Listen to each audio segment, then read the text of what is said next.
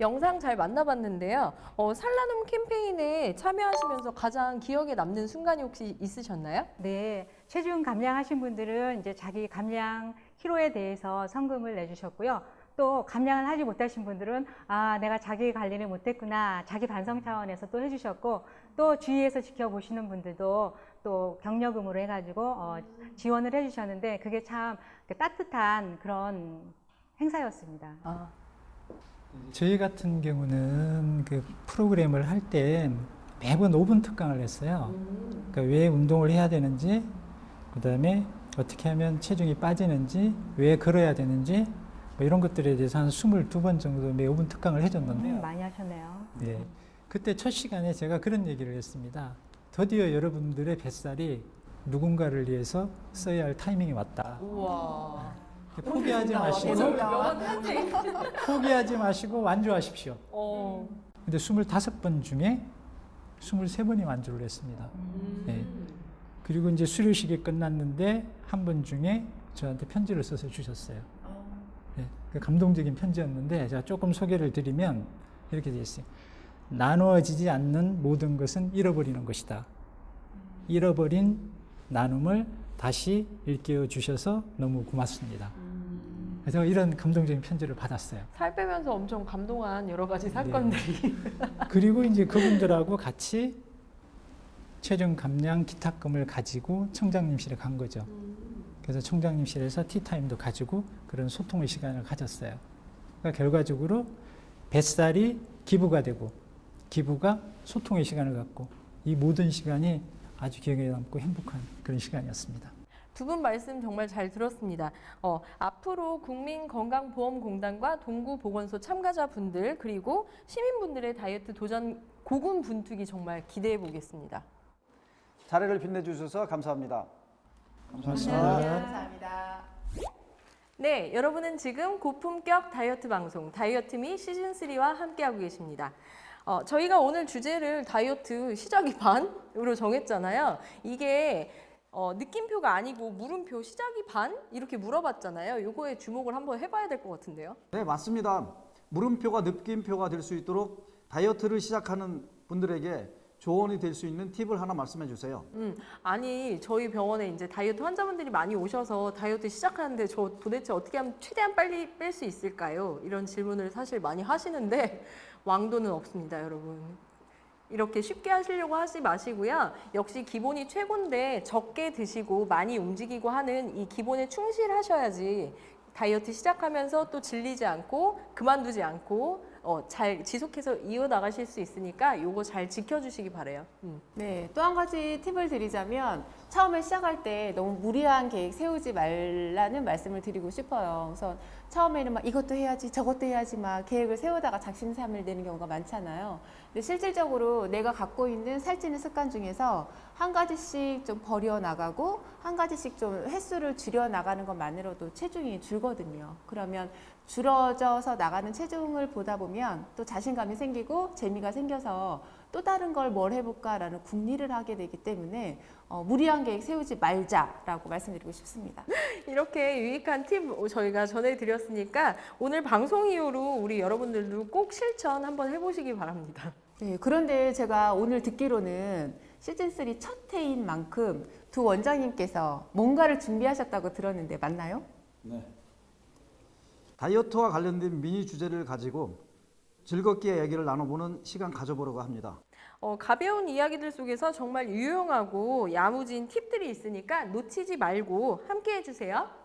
오늘 임영성 원장님 미니 주제가 다이어트 체질을 알고 시작하라 이거네요. 네, 거창하죠? 아니요, 제목만 들어도 벌써 쫄깃한데 그러면 한의학과 다이어트의 연관성에 대해서 좀 먼저 말씀을 해주세요. 제가 여기서 전문가적 말씀을 이제 시작하려고 하는데 동의보감에 보면요, 식약 동원이라는 말이 나오거든요. 음식과 약은 근원이 같다는 말이에요. 그래서 몸을 치료할 때 음식으로 먼저 해보고 그 다음에 안 되면 약을 쓰겠다. 그래서 음식 먼저 해보고 약을 그 다음에 한다. 그래서 음식과 약은 몸을 치료하는 근원이다. 그래서 같다라는 말이고요. 다이어트라는 말이 식이요법이라는 말이잖아요. 그래서 다이어트를 할 때 음식으로 먼저 식이 조절해보고 이런저런 노력을 해봤으나 안 되면 그때 약을 써보자 하는 말에서 한의학과 다이어트가 아주 굉장히 밀접한 영향이 있다고 제가 생각하고 있습니다. 네, 말씀 들어보니까 그렇네요. 그러니까요. 다이어트를 위해 한의원에 찾아오는 환자들의 유형이 구분이 되나요? 구분이 되는데 이제 가장 보면 여자분들 중에 저는 물만 먹어도 살쪄요 이런 분들이 있어요. 사실 조금 핑계이기도 하지만 병적으로 살펴보면 수분 대사가 잘 안 되는 부종형 이런 분들이 첫째로 많고요. 또 두 번째로는 요즘 시대가 시대이니만큼 스트레스를 굉장히 많이 다들 받지 않습니까? 그래서 스트레스 받았다 하면 먹는 거로 풀어 폭식을 막 해 이런 분들이 있어요. 그런 분들은 스트레스성 폭식형 이런 비만 유형이 있고요. 또 가끔 보면 저는 정말 많이 안 먹는데도 계속 살이 조금씩 찌고 안 빠진다라고 하시는 분들이 있는데 병적으로 갑상선 저하증이나 여러 가지 특이 질환이 있는 경우에 별로 안 먹지만 대사가 안 돼서 대사가 지연돼서 되는 비만형 이런 유형이 세 번째로 있고요.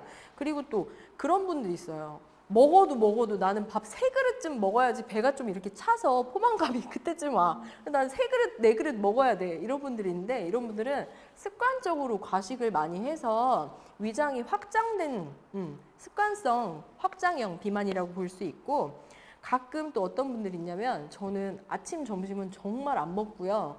저녁 되면 정말 많이 먹어요. 뭐 이런 거. 그리고 저는 언제 밥 먹는지 제 시간을 알 수가 없어요. 이렇게 말하시는 분들이 있어요. 불규칙 생활형 이렇게 5가지 제가 봤을 땐 그 정도로 구분됐던 것 같아요. 아까 그 유형별로 지금 구분을 설명을 해주셨는데 제가 알기로는 한의학에서는 체질로도 사람을 구분하잖아요. 사상체질 얘기하시는 거예요? 네, 전문 용어가 나오네요. 사상체질. 구분법 좀 설명해 주세요. 네, 사상체질은 사람을 4가지 체질로 분류해서 이제 감별하는 법인데요. 사상체질로 분류해서도 비만 유형을 볼 수가 있어요. 태양인들은 대부분 비만이 별로 없는 체질이라고 알려져 있고요. 그 다음에 소양인 같은 경우는 상체가 이렇게 발달하고 하체는 빈약한 타입이에요. 그러면서 이제 다혈질, 욱하고 뭔가 급하고 이런 체질이면서 단기간에 다이어트에 성공을 하긴 해. 근데 우악 열심히 하고서 그 다음에 흐지부지 되니까 실패하거나 요요를 조금 많이 겪는 체질이 소양인이라고 하고 저 같은 경우가 사실 소양인입니다. 네. 그리고 태음인 같은 경우는 살이 이렇게 전반적으로 이렇게 두리뭉실하게 찌면서 고도 비만이 되기가 조금 쉬운 체질인데 좀 우유부단하고요. 두리뭉실하고 이러기 때문에 번번이 다이어트에 계속 실패하고 참았던 욕구를 폭식하면서 푸는 경향이 있고요. 또 소음인 같은 경우는 상체가 날씬하고 하체가 이렇게 비만인 분들을 소음인이라고 하는데 이 하체 순환이 잘 안 돼서 몸이 잘 붓고 하체 비만, 하체가 뚱뚱한 그런 분들이 굉장히 많은 것으로 4가지 체질을 판별할 수가 있습니다. 그러면 차경희 센터장하고 저는 어떤 체질이죠? 제가 그 질문을 혹시 받을까 싶어서 아까 미리 우리 두 분 맥도 보고 여러 가지 질문을 제가 해봤는데 차 센터장님 경우에는 정말 상체가 저 쇄골 보십시오. 정말 날씬하지 않습니까? 하체는 아직 안 보이고 있어요. 그래서 상체가 이렇게 날씬하고 갸름하고 얼굴 피부도 되게 좋아요. 이런 분들이. 그렇지만 보이지 않는 하체는 제가 뚱뚱하다고 말할 수는 없고 하체가 살짝 비만인 경우에 해당해서 소음인이신 것 같고요. 우리 민 원장님은 제가 아까 또 봤는데 여러 가지로 이제 복부 쪽에 조금 살이 다른 데 날씬하시고 복부가 좀 살이 있고 피부가 열감이 살짝 있으면서 이러셔서 태음인이시라고 제가 한번 아까 판별해 봤었어요. 네, 아까 설명 들으니까 저는 소음인이구나 이런 소음인. 생각이 딱 하체는 보여드릴 수가 없고 네, 안 보여주시기로. 체질과 다이어트 그러면 어떤 연관성이 있는 거죠? 체질별로 그래서 자기 체질에 맞게 다이어트 방법을 한번 선택해 볼 수가 있는데 태양인은 비만이 별로 없다고 했으니까 넘어가고 소양인 같은 경우에는 열이 상체로 많이 나거든요. 그래서 열을 식혀주는 한약 처방을 받고 또 몸을 좀 시원하게 해주는 그런 뭐 참외나 오이나 보리나 이런 것들을 드셔주시면서 다이어트를 해주시면 좋고요. 태음인, 우리 민 원장님 같은 태음인들은 소화기 계통이 튼튼해서 쉽게 포만감을 느낄 수 있게 해주는 그런 채소류, 뭐 우엉, 양파 이런 것들이 좋고요. 폐 기능이 또 약하실 수 있기 때문에 도라지 같은 거를 드시면서 기운을 보태줘서 다이어트를 하시면 도움이 많이 될 것 같아요. 그리고 소음인 같은 경우는 몸이 좀 손발 차고 맨날 차갑다고 하지 않아요? 그래서 이런 분들은 따뜻하게 해줘야지 살 빼기가 쉬우니까 몸을 따뜻하게 해주는 찹쌀, 뭐 현미, 닭고기, 계피 뭐 이런 것들 드셔주시면 좋고, 찬 음식 뭐 낙지, 오이, 뭐 참외 이런 것들은 좀 자제해 주시면 좋겠어요. 그래서 이런 식으로 좀 음식 체질별로 보면 다이어트 쉽게 하실 수 있을 것 같아요. 한의원에서는 그 다이어트에 대해서 어떤 도움을 줄 수가 있죠? 자기가 아까도 말했지만 식이약 동원이라고 했지만 음식으로 내가 열심히 식이요법 해봤지만 안 됐다. 이런 경우에는 한의원에 와서 전문가의 상담을 받게 되는 거잖아요. 그래서 한의원에 오시면 일단 맥을 보고 그 다음에 여러 가지 내가 체질이 무엇인가 테스트할 수 있는 여러 가지를 해보고 하면서 또 여러 가지 상담도 해보고 해서 식욕을 억제해주고 또 자기 몸을 편안하게 다이어트 할 수 있는 약을 처방을 많이 하고요. 요즘에는 또 지방분해침 이런 것도 있어서 살 빼는데 많이 한의원 와서도 도움 받으실 수 있어요. 정말 유익한 정보네요. 네. 닭고기 많이 먹겠습니다. 네. 다음은 민윤규 원장님께서도 준비를 하셨는데 제목이 다이어트의 완성은 치아 관리 이렇게 정해 주셨더라고요. 또 한 번 혹했습니다, 제가. 원장님 근데 다이어트가 치아 건강을 해치기도 혹시 하는 거예요? 그렇죠. 다이어트를 하기 위해서 극단적인 방법으로 다 다이어트를 하는 분들이 있는데, 아까 말씀하시는 무슨 원푸드 다이어트라든지 이런 식으로 다이어트를 하다 보면은 많이 먹는다든지 이렇게 해갖고 또 굶거나 이런 식으로 하다 보면은 위가 안 좋아져 갖고, 아마 한의원에서도 많이 그럴 수 그렇죠, 있을 많이 거예요. 와요. 근데 이게 굶거나 많이 먹거나 이렇게 하다 보면은 토하고 이렇게 하다 보면은 그 위산이 역류돼 갖고 치아 표면을 이렇게 부식을 시켜요. 이게 부식시키면은 그게 진행되면은 충치가 될 수도 있고 이런 문제가 생길 수 있는 거죠. 그러면 또 팁으로 보면은 그 위산이 넘어가고 이렇게 그 토하고 나면은 아주 찜찜하잖아요. 찜찜한 거를 그냥 놔둘 수는 없으니까 그 식소다를 탄 물을 해갖고 그 가볍게 입을 한번 헹궈 주시고, 양치질을 하시면 안 됩니다. 양치질 하면은 그 치아가 깎인 면을 다시 더 깎아야 많이 되는 깎는. 이런 상황이 되니까 그거는 한 30-40분 후에 양치질을 해주시는 게 좋죠. 양치질 하니까 또 생각이 나는데 스케일링, 치과 이제 기본적으로 스케일링 때문에라도 건강한 치아이신 분들도 많이 가시게 되잖아요. 그 스케일링이 국민건강보험 적용이 되고 있는 거죠, 원장님? 그렇죠.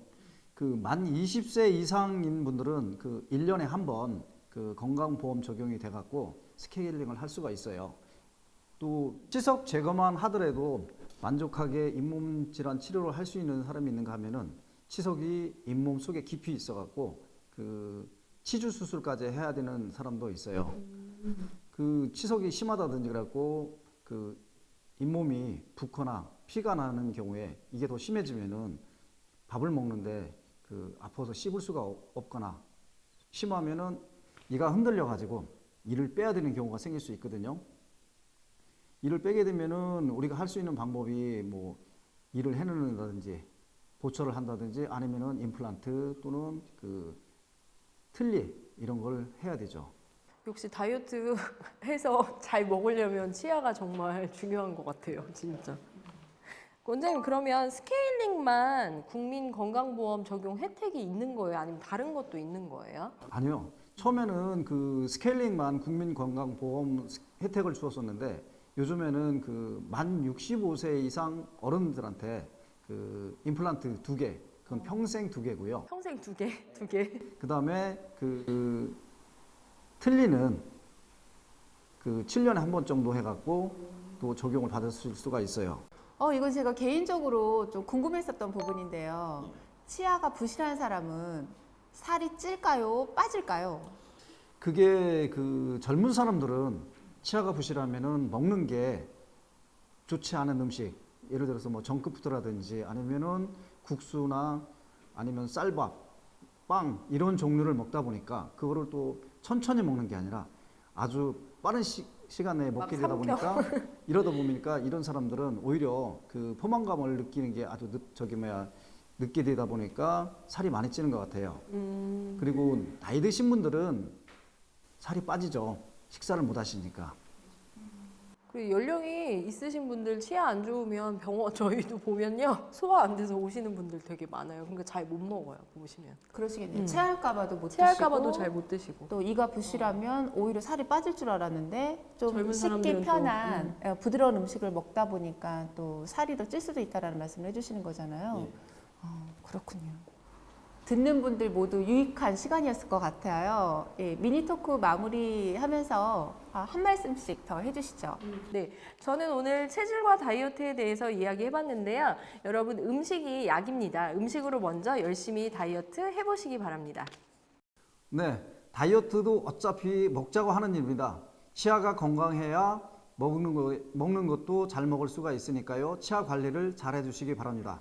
네, 체질에 맞는 다이어트법에 맞게 또 다이어트 하는 것도 중요할 것 같고 또 건강을 위해서 또 다이어트를 위해서 치아 관리 아주 중요하다는 그런 말씀 듣고 나니까 더 많은 도움이 됐습니다. 감사합니다. 다이어트에 대한 관심과 필요성은 매년 더욱더 부각되고 있는데요. 개개인을 뛰어넘어 이제는 지자체에서도 시민들의 수명 연장과 건강한 삶을 위해서 비만에 대해서 정말 관심이 많죠. 네, 그럼요. 요즘은 지역 보건소에서도 다이어트 예방 프로그램뿐만 아니라 비만 클리닉까지 다양하게 진행을 하고 있더라고요. 비만은 우리 건강에 치명적입니다. 스스로 우리 건강을 위해서 관리를 해야 할 것 같습니다. 맞습니다. 겉으로 드러나는 아름다움뿐만 아니라 내 몸의 건강을 위해서라도 정말 건강한 다이어트는 필요하잖아요. 그래서 저희와 함께 다이어트 첫 발을 내디딘 모든 분들을 정말 온 마음을 다해서 응원하겠습니다. 성공적으로 체중을 감량하는 그날까지 함께 해주시길 바라면서 저희는 여기서 인사드리겠습니다. 비만 제로 대한민국을 위한 살 나눔 캠페인 다이어트미 시즌 3 다음 시간에 만나요.